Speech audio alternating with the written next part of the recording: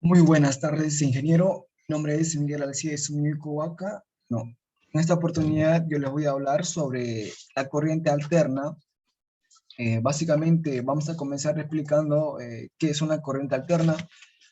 Bueno, la corriente alterna también se le conoce con las iniciales de CA, ¿no? Identifica una corriente alterna. Bueno, según la teoría es que nos dice que la corriente alterna es un tipo de corriente eléctrica cambia a lo largo del tiempo. La variación puede ser de intensidad, de corriente o de sentido a intervalos regulares, ¿no? ¿Y esto qué quiere decir? Básicamente la corriente eléctrica va a variar al transcurso del tiempo, ¿no? Básicamente aquí observamos en la imagen que al pasar el tiempo, el voltaje varía.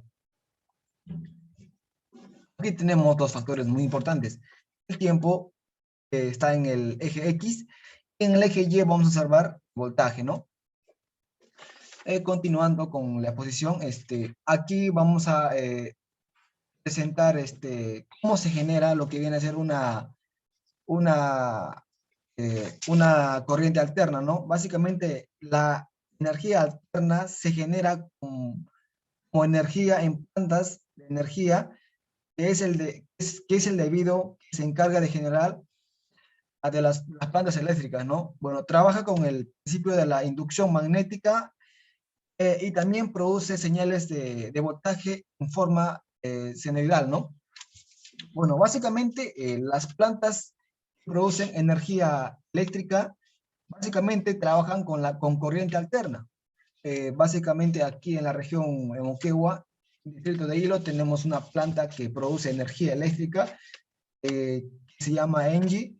Básicamente la planta trabaja con la corriente alterna, ¿no? La planta genera energía y pasa por un transformador.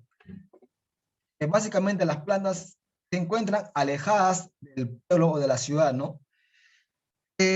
Básicamente desde la planta hasta la ciudad tiene que ver un transformador que impulsa la corriente, el voltaje, a la ciudad. Aquí observamos que esto es un transformador que básicamente impulsa el voltaje, ¿no? Por medio de, de, de canales de electricidad, básicamente están apoyados de torres de alta tensión, ¿no? Aquí observamos torres de alta tensión, que sigue su camino por conductores y llega a lo que viene a ser un transformador que básicamente reduce el voltaje emitido por la planta, ¿no? Aquí se observa un transformador, básicamente es el quien reduce el voltaje al llegar a distribuir a un pueblo, ¿no? Antes de llegar a un pueblo hay un transformador que reduce la energía. Se observa aquí en la imagen, ¿no? El transformador que reduce la energía sigue, distribuye, ¿no? Bueno,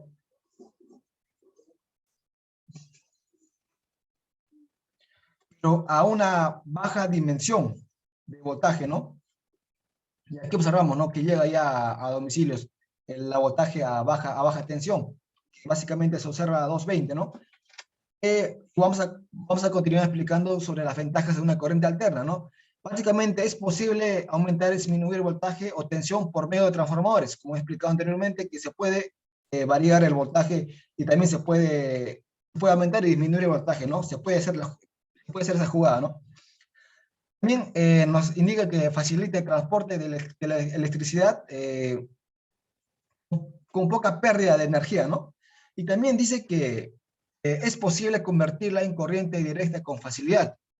Hay equipos que requieren de una corriente alterna, como por ejemplo, una licuadora requiere de una corriente alterna, una cocina eléctrica, una refrigeradora, todos los electrodomésticos que utilizamos en casa requieren lo que es una corriente alterna, ¿no? Prende es una, es un, la corriente alterna es un factor muy importante a la humanidad, ¿no? También dice que los motores eléctricos y los generadores de este tipo de corriente son más sencillos y fáciles de mantener.